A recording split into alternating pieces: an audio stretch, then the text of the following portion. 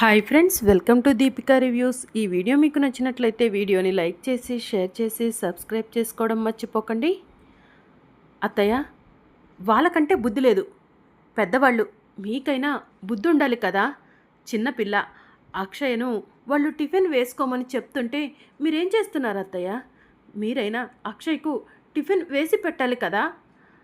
నా కూతురు అక్షయ ఊరి కోసం ఎంత పెద్ద సాహసం చేసిందో మర్చిపోయారా అని అవని వేదవతిని అడుగుతూ ఉంటుంది. అవని, నాకే ఆరోగ్యం బాగోలేదు, నా చేయి కాలి నేనే ఒకరు టిఫిన్ వేసి పెడితే తినే పరిస్థితిలో ఉన్నాను. అలాంటిది నేను అక్షయ్కు ఎలా వేసి పెట్టగలనమ్మా అని చెప్పి వేదవతి అంటూ ఉంటుంది.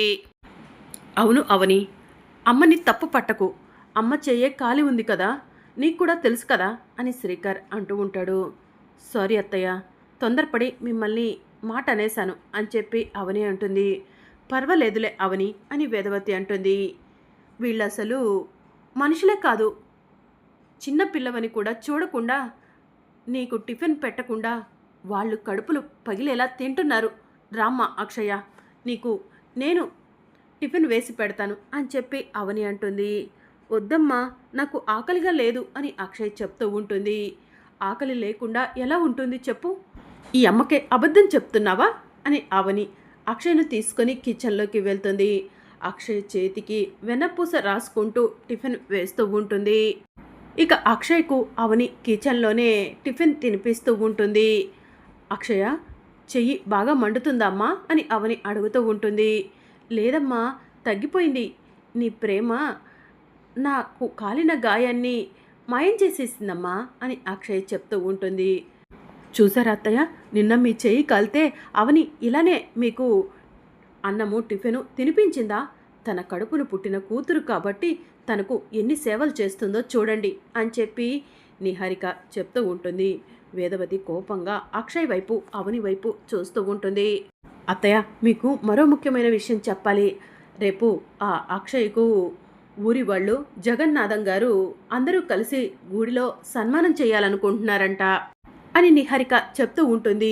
ఏంటి, మా అమ్మ ఇన్ని మంచి పనులు చేసినా కూడా ఏ రోజు మా అమ్మకు సన్మానం చేయలేదు. ఈరోజు ఆ అక్షయ ఒక్క మంచి పని చేసేసరికి ఊరంతా కలిసి ఆ అక్షయ్కు సన్మానం చేస్తున్నారా? ఏంటమ్మా ఈ ఘోరం అని కృష్ణబాబు అంటాడు. అమ్మకు బాగా అవమానం జరుగుతుంది ఆ అవని వల్ల, అక్షయ్ వల్ల. నేనైతే ఇదంతా చూసి తట్టుకోలేకపోతున్నాను. పాపం అమ్మ ఎలా తట్టుకుంటుందో ఏంటో అని వసంత వేదవతి వినేలా చెప్తూ ఉంటుంది. ఇక వేదవతి టిఫిన్ తినకుండా కోపంగా అక్కడి నుంచి లేచి వెళ్ళిపోతుంది. ఇక నిహారిక కృష్ణబాబులు వేదవతి దగ్గరకు వెళ్ళి, అమ్మ, అక్షయ్కు సన్మానం జరుగుతుందనేసరికి బాధగా ఉందా అని అడుగుతూ ఉంటారు. బాధ లేకుండా ఎలా ఉంటుంది కృష్ణ అని వేదవతి అంటుంది. అత్తయ్య, ఆ అక్షయ్కు రేపు సన్మానం జరగకుండా చేద్దామా అని నిహారిక అంటుంది. ఎలా చేస్తావు నిహారిక, ఏం చేస్తావు అని చెప్పి వేదవతి అడుగుతూ ఉంటుంది. ఆ అక్షయ్ను గుడి దగ్గరకు రాకుండా బంధిద్దామా అని చెప్పి నిహారిక అంటూ ఉంటుంది. వేదవతి ఆలోచిస్తూ ఉంటుంది. ఏం ఆలోచిస్తున్నారు అత్తయ్య? మీరు అనండి, నేను కృష్ణ అంతా చూసేసుకుంటాం అని చెప్పి నిహారిక చెప్తూ ఉంటుంది. ఆ అక్షయ కనిపించకుండా పోవటానికి కారణం మనమేనని అవని వాళ్లకు తెలిస్తే ఇంకేమైనా ఉందా నిహారిక? నేను తలదించుకోవాల్సి వస్తుంది అని చెప్పి వేదవతి అంటుంది. ఎట్టి పరిస్థితిలో మీ పేరు బయటికి రానివ్వు అత్తయ్య. నేను కృష్ణ ఉన్నాం కదా, మేం చూసుకుంటాము. ఆ అక్షయ గుడి దగ్గరకు రాకపోతే మీకే గౌరవం దక్కుతుంది అత్తయ్య. ఆ సన్మానం ఏదో మీకే జరుగుతుంది అత్తయ్య. ప్లీజ్ అత్తయ్య, కాదనకండి.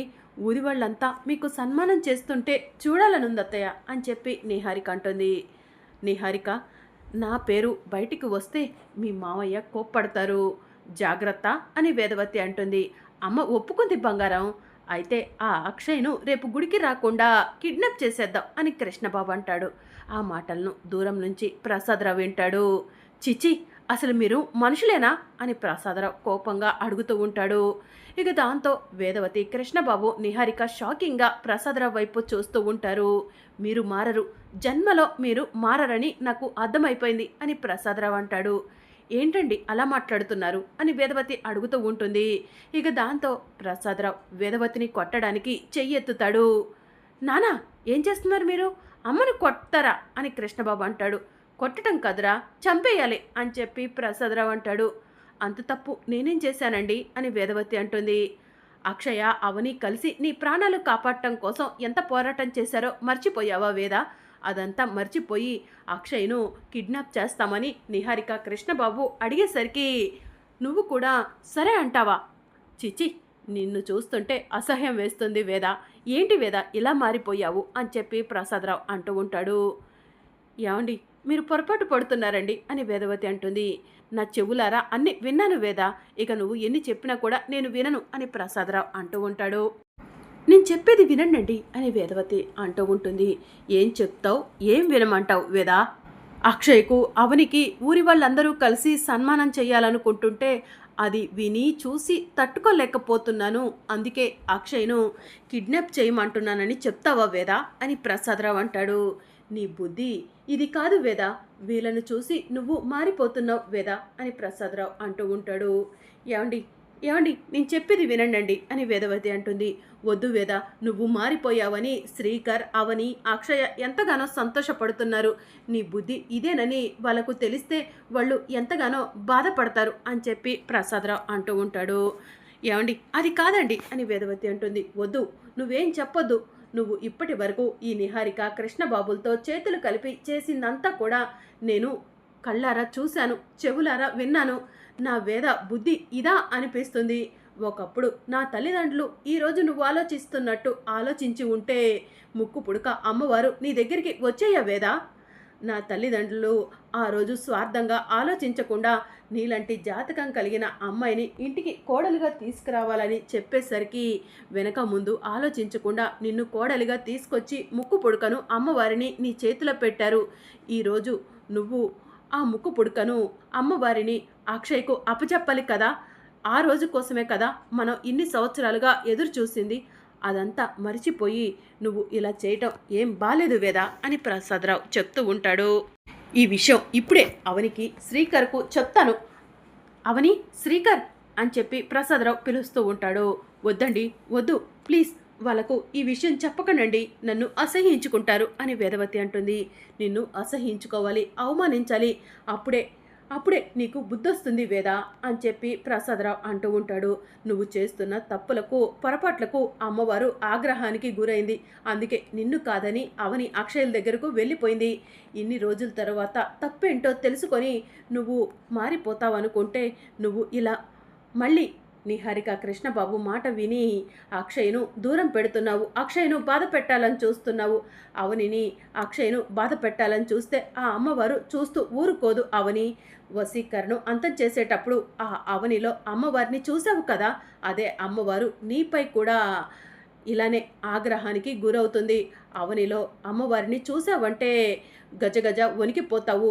ఎందుకు చెప్తున్నానో విను వేదా అని చెప్పి ప్రసాదరావు అంటూ ఉంటాడు. ఏమండి, పొరపాటు అయిపోయిందండి, ఇంకెప్పుడు కూడా అలా ప్రవర్తించనండి, ప్లీజ్ అండి, ఈ విషయాన్ని ఇక్కడే వదిలేయండి అని వేదవతి అంటూ ఉంటుంది.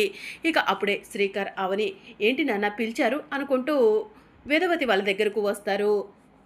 వేద చెప్పేమంటావా అని ప్రసాదరావు అంటాడు. ఏ విషయం గురించి మోయ అని అవని అంటుంది. చెప్పు వేద, చెప్పమంటావా అని ప్రసాదరావు అంటూ ఉంటాడు. ఏం లేదు అవని, మీ మావయ్య రేపు అక్షయ్కు గుడిలో సన్మానం జరగబోతుందని నీకు చెప్పాలనుకుంటున్నారు అంతే అని చెప్పి వేదవతి అంటుంది. అదేనా మోయ, ఈ విషయాన్ని మీరు ఇంతలా గట్టిగా అరిచి కోపంగా చెప్పాలా అని చెప్పి అవని అంటుంది. ఏం లేదులేమ్మా, నా పైన కోపాన్ని ఈ విషయంపై మీ మామయ్య చూపిస్తున్నారు, ఈ విషయాన్ని వదిలే అవని అని చెప్పి వేదవతి అంటుంది. రేపు అక్షయ్కు సన్మానమా? అక్షయ్ కంటే ముందు అత్తకు సన్మానం జరగాలి. అత్త లేకపోతే అక్షయ్ లేదనే చెప్పాలి మామయ్య. అత్తలాంటి జాతకంతో నా కూతురు పుట్టినందుకు నాకు చాలా సంతోషంగా, గర్వంగా ఉంది. కానీ దీనంతటికీ కారణం అసలు అత్త. అందుకే ఏ సన్మానమైనా ముందు అత్తకి జరగాలి, ఆ తరువాతే నా కూతురు అక్షయ్కు జరగాలని కోరుకుంటున్నాను. అత్త తరువాతే మేము మా తర్వాత అత్త కాదు అని చెప్పి అవని అంటుంది. చూసావా వేద, నీ కోడలు అవని నీ గురించి ఎంత బాగా ఆలోచిస్తుందో. ఇక నుంచి నువ్వు కూడా మంచిగా మారి అవనిని, అక్షయ్ను అర్థం చేసుకో.